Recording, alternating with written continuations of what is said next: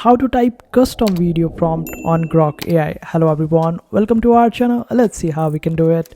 For this, simply get Grok on your mobile device. After that, you can convert any image into a video quite easily.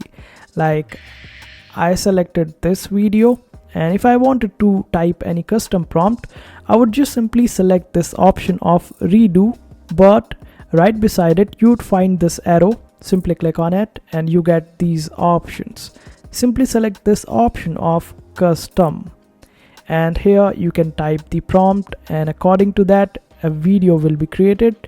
And this is how you would be able to create a custom video according to your imagination on Grok AI. You can also do that for the images that are present in your gallery as well. For this, simply select this option of plus image right beside type to imagine, and this way your gallery option will be opened up and you can select any image from your gallery.